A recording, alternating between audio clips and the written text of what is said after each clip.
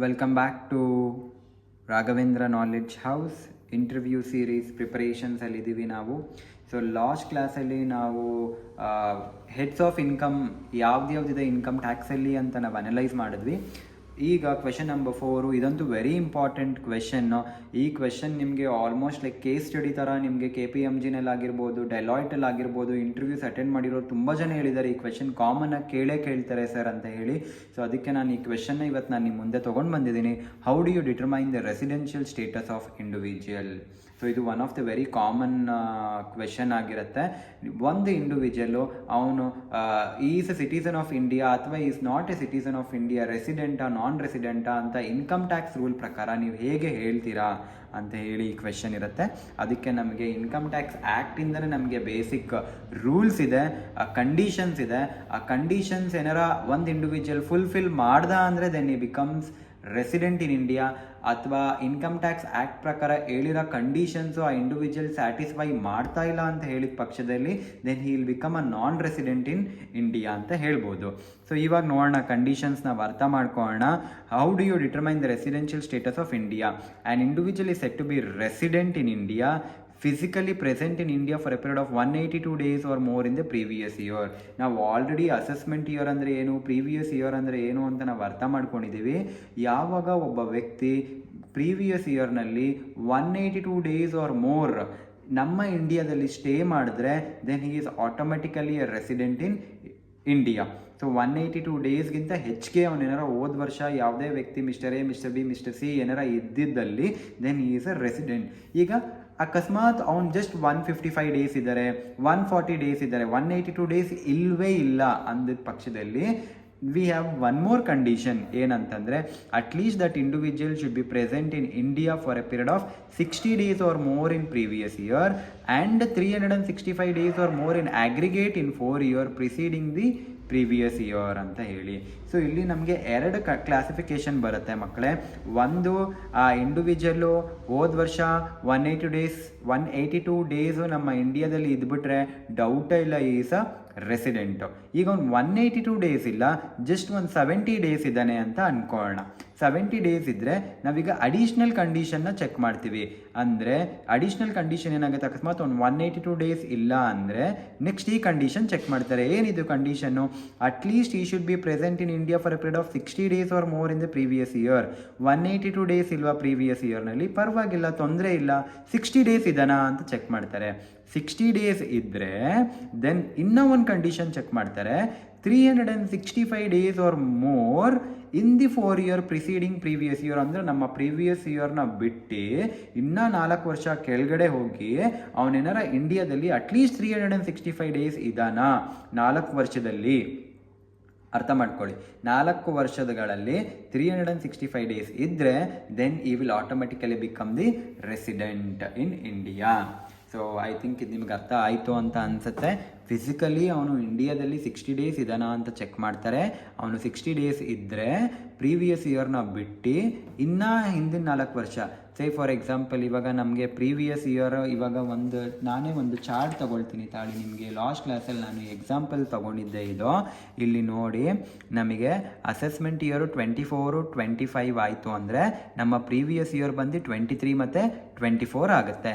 ಇಲ್ಲಿ ಕಂಡೀಷನ್ ಏನು ಹೇಳ್ತಾ ಇದೆ ಅಂತಂದರೆ ಅವನು ಇಂಡಿಯಾದಲ್ಲಿ 60 ಡೇಸ್ ಇದನ್ನ ಪ್ರೀವಿಯಸ್ ಇಯರಲ್ಲಿ ಅಂತ ಚೆಕ್ ಮಾಡ್ತಾರೆ. ಅಂದರೆ 23-24 ಪೀರಿಯಡಲ್ಲಿ ನಾವು 60 ಡೇಸ್ ಇದ್ದರೆ ಇದು ಜೊತೆಗೆ ಇವಾಗ ನಾವು ಇದಕ್ಕಿಂತ ಇನ್ನೂ ಹಿಂದೆ ಹೋಗಬೇಕು. ಹಿಂದೆ ಅಂದರೆ 1920, 2021, 21-22 ಆ ಥರ ಈ 4 ಇಯರ್ಸ್ ಇನ್ ಆಗ್ರಿಗೇಟಲ್ಲಿ ಅಟ್ಲೀಸ್ಟ್ 365 ಡೇಸ್ ಇದ್ದಾನ. ಸೊ ಅವನು 60 ಡೇಸು ಪ್ರೀವಿಯಸ್ ಇಯರಲ್ಲಿದ್ದು ಆ್ಯಂಡ್ 365 ಡೇಸು 4 ಇಯರ್ಸ್ಗೆ ಆಗ್ರಿಗೇಟಲ್ಲಿ ಪ್ರಿಸೀಡಿಂಗ್ ಟು ಪ್ರೀವಿಯಸ್ ಇಯರ್ ಇದ್ದಲ್ಲಿ ದೆನ್ ಇನ್ ದಟ್ ಸೆನಾರಿಯೋ ಏನಾಗುತ್ತೆ ನಿಮಗೆ, he will become the resident. ಸುಮ್ಮನೆ ಶಾರ್ಟ್ ಫಾರ್ಮಲ್ಲಿ ವೆರಿ ಸಿಂಪಲ್ಲಾಗಿ ಹೇಳ್ಬಿಡ್ತೀನಿ ನಿಮಗೆ. ನಾನು ಬೇಕಾದರೆ ನಿಮ್ಗೊಂದು ಎಕ್ಸಾಂಪಲ್ಲು ಬರೆದ್ಬಿಡ್ತೀನಿ, ಯಾಕೆ ಸುಮ್ಮನೆ ಪಾಪ ನಿಮಗೆ ಕನ್ಫ್ಯೂಷನ್ಸ್ ಆಗೋದು. ಸೊ ಇಲ್ಲಿ ಹೇಳ್ತೀನಿ ನೋಡಿ ಕ್ಲೀನಾಗಿ. ಫಸ್ಟ್ ಕಂಡೀಷನ್ನು, ವ್ಯಕ್ತಿ 180 ಡೇಸ್ ಇದಾನ ಪ್ರೀವಿಯಸ್ ಇಯರಲ್ಲಿ ಅಂತ. 182 ಡೇಸ್ಗಿಂತ ಜಾಸ್ತಿ ಇದ್ಬಿಟ್ರೆ ಈ ಈಸ್ ಅ ರೆಸಿಡೆಂಟ್ ಸ್ಟೂಡೆಂಟ್. ಏನು ಡೌಟ್ ಪಡ್ಕೋಬೇಡಿ. 182 ಡೇಸ್ ಇಲ್ಲ, ಇವಾಗ ಅವನು ಜಸ್ಟ್ ಬರೀ ನಿಮಗೆ 182 ಡೇಸ್ ಇಲ್ದೇ ಬರೀ ಇವಾಗ ಅವನು ಏನು ಮಾಡಿದ್ದಾನೆ, 70 ಡೇಸ್ ಇದ್ದಾನೆ ಅಂದ್ಕೊಳ್ಳೋಣ ಅಲ್ವಾ. ಈಗ 182 ಡೇಸ್ ಇದ್ಬಿಟ್ಟಿದ್ರೆ ಅವ್ನು ರೆಸಿಡೆಂಟು. ಇವಾಗ ಅವನು 70 ಡೇಸ್ ಇದ್ದಾನೆ. ಅವಾಗ ಏನು ಮಾಡ್ತೀವಿ, ಮತ್ತೆ ಚೆಕ್ ಮಾಡ್ತೀನಿ, physically present in India for a period of 60 days or more in the previous year. ಈಗ ನನ್ನ ಪ್ರೀವಿಯಸ್ ಇಯರು ನಾನು ಈ ಎಕ್ಸಾಂಪಲ್ ಪ್ರಕಾರ ತಗೊಂಡ್ರೆ ಇವಾಗ ನಂದು ಅಸೆಸ್ಮೆಂಟ್ ಇಯರೇ ತೊಗೊಳ್ತೀನಿ ನಾನು. ಇವಾಗ ನಮ್ಮದು ಅಸೆಸ್ಮೆಂಟ್ ಇಯರು ಈ ವರ್ಷಕ್ಕೆ ಬಂದು 2025 ಮತ್ತು 2026 ಅಂದರೆ ಏಪ್ರಿಲ್ 25ಇಂದ ಸ್ಟಾರ್ಟ್ ಆಗುತ್ತೆ, ಮಾರ್ಚ್ 2026ಗೆ ಸ್ಟಾಪ್ ಆಗುತ್ತೆ. ನಂದು ಪ್ರೀವಿಯಸ್ ಇಯರ್ ಏನಾಗುತ್ತೆ ಅವಾಗ 2024ಇಂದ 2025 ಬಂದು ನಂದು ಪ್ರೀವಿಯಸ್ ಇಯರ್ ಇರುತ್ತೆ. ಏಪ್ರಿಲ್, ಇದು ಮಾರ್ಚ್, ಇದು ಪ್ರೀವಿಯಸ್ ಇಯರ್ ಇರುತ್ತೆ. ಸೊ ಇವಾಗ ಫಸ್ಟ್ ಏನು ಚೆಕ್ ಮಾಡಬೇಕು ಈ ಕಂಡೀಷನ್ ಪ್ರಕಾರ ಅಂತಂದರೆ, physically present in India for a period of 60 days or more in the previous year. ಈ ಪ್ರೀವಿಯಸ್ ಇಯರ್ 2024 ಏಪ್ರಿಲಿಂದ 2025 ಮಾರ್ಚಲ್ಲಿ 60 ಡೇಸ್ ಇದ್ದಾನಾ ಚೆಕ್ ಮಾಡಿ. ಅಬ್ಸಲ್ಯೂಟ್ಲಿ ಇದ್ದಾನೆ, ಯಾಕಂದರೆ ಒಂದು 70 ಡೇಸ್ ಇದ್ದಾನೆ ಅಂದರೆ 60 ಡೇಸ್ಗಿಂತ ಜಾಸ್ತಿನೇ ಇದ್ದಾನೆ. ಇದ್ದರೆ ಈ ಒಂದು ಕಂಡೀಷನ್ ಕೂಡ ಅಪ್ಲೈ ಮಾಡಿ, 365 days or more in aggregate in 4 year preceding previous ಇಯರ್ನ ಬಿಟ್ಬಿಟ್ಟು ಇವಾಗ ನಮಗೆ ಏನಾಗುತ್ತೆ ಇದು ಅಂದರೆ 23 ಮತ್ತು 24, ಇದು 22 ಮತ್ತು 23, ಇದು 21 ಮತ್ತು 22, ಇದು 20 ಮತ್ತು 21 ಎಲ್ಲ ಪ್ರೀವಿಯಸ್ ಇಯರ್ ಆಯಿತು. ಇದಕ್ಕಿಂತ ಹಿಂದೆ ಹಿಂದೆ ಹಿಂದೆ ಹಿಂದೆ ಎಷ್ಟು ವರ್ಷ ಆಯಿತು ಟೋಟಲ್? ಇದು 4 years preceding to my previous year ಅಲ್ವಾ. ಸೊ ಈ 4 ವರ್ಷ ಪ್ರೀವಿಯಸ್ 1 2 3 4ಅಲ್ಲಿ ಜಸ್ಟ್ ಚೆಕ್ ಮಾಡಿ, ಅವನು ಅಟ್ಲೀಸ್ಟ್ 350 ದಿನ ಇರಬೇಕು.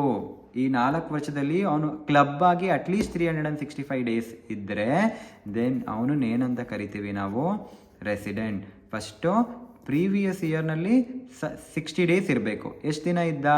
70 ಡೇಸ್ ಇದ್ದ. ಈ 4 ಇಯರ್ಸಲ್ಲಿ ಫಾರ್ ಎಕ್ಸಾಂಪಲ್ ಅವನು 400 ಡೇಸ್ ಇದ್ದಾನೆ ಅಂತ ಅಂದ್ಕೊಳ್ಳೋಣ, ಓಕೆನಾ. ಇಲ್ಲಿ 60 ಡೇಸ್ ಇರಬೇಕಾಗಿತ್ತು, 70 ಡೇಸ್ ಇದ್ದಾನೆ, ಫಸ್ಟ್ ಕಂಡೀಷನ್ ಸ್ಯಾಟಿಸ್ಫೈ ಆಯಿತು. ಈ 4 ವರ್ಷದಲ್ಲಿ 365 ಡೇಸ್ ಇರಬೇಕಿತ್ತು, ಬಟ್ ಅವನು ಇರೋದೆಷ್ಟು 400 ಡೇಸು, ಇದು ಸ್ಯಾಟಿಸ್ಫೈ ಆಯಿತು. ಎರಡೂ ಸ್ಯಾಟಿಸ್ಫೈ ಆದಾಗ ನಾವೇನಂತೀವಿ, ಅವನನ್ನು ರೆಸಿಡೆಂಟ್ ಅಂತ ಕರಿತೀವಿ. ಅರ್ಥ ಆಗ್ತದೆ ಅಲ್ವಾ? ಇಷ್ಟೆಲ್ಲ ನಿಮಗೆ ಸ್ಟೋರಿ ಬರಲೇಬಾರ್ದು ಅಂದರೆ ಅವನು ಸ್ಟಾರ್ಟಿಂಗಲ್ಲೇ 182 ಡೇಸ್ ಇದ್ಬಿಟ್ಟಿದ್ರೆ ಹೋದ ವರ್ಷ, ನಾವು ಈ ಅಡಿಷ್ನಲ್ ಕಂಡೀಷನ್ಗೆ ಹೋಗ್ತಾನೆ ಇರಲಿಲ್ಲ. ಅವನು ಇಲ್ಲಿ ಕಡಿಮೆ ಇರೋದ್ರಿಂದ ಅಡಿಷ್ನಲ್ ಕಂಡೀಷನ್ಗೆ ಹೋಗಿ ಫಸ್ಟ್ 60 ಡೇಸ್ ಇದ್ದಾನಾ ಅಂತ ಚೆಕ್ ಮಾಡ್ತೀನಿ. ಹೋದ ವರ್ಷ 60 ಡೇಸ್ ಇದ್ದರೆ ಆ ಹಿಂದಿನ 4 ವರ್ಷದಲ್ಲಿ ಅಟ್ಲೀಸ್ಟ್ 4 ವರ್ಷ ಆಗ್ರಿಗೇಟಲ್ಲಿ 365 ಡೇಸ್ ಇದ್ದಾನಾ ಅಂತ ಚೆಕ್ ಮಾಡ್ತೀನಿ. ಎರಡೂ ಸ್ಯಾಟಿಸ್ಫೈ ಆಯಿತು ಅಂದರೆ ರೆಸಿಡೆಂಟ್ ಆಗ್ತಾನೆ.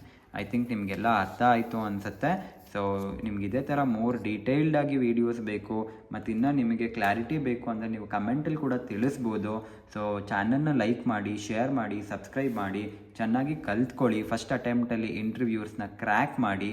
ಸೊ ನಿಮಗೆ ಒಳ್ಳೊಳ್ಳೆ ಆಫರ್ಸ್ ಬರುತ್ತೆ ನಿಮಗೆ, ಎಸ್ಪೆಷಲಿ ನಿಮಗೆ ಆಡಿಟ್ ಬೇಸ್ಡ್ ಕಂಪ್ನೀಸಲ್ಲಿ ಪ್ಯಾಕೇಜ್ ಎಲ್ಲ ತುಂಬ ಎಕ್ಸಲೆಂಟ್ ಆಗಿರುತ್ತೆ. But only thing is that ನೀವು ಚೆನ್ನಾಗಿ ಪ್ರಿಪೇರ್ ಆಗಬೇಕು. Your dedication, your devotion and your determination will decide your package ಅಂತ ಹೇಳ್ತಾ, ಸೊ ಮತ್ತೊಮ್ಮೆ ರಾಘವೇಂದ್ರ ನಾಲೆಡ್ಜ್ ಹೌಸ್ನ ಶೇರ್ ಮಾಡಿ, ಸಬ್ಸ್ಕ್ರೈಬ್ ಮಾಡಿ. Thank you all. Good luck.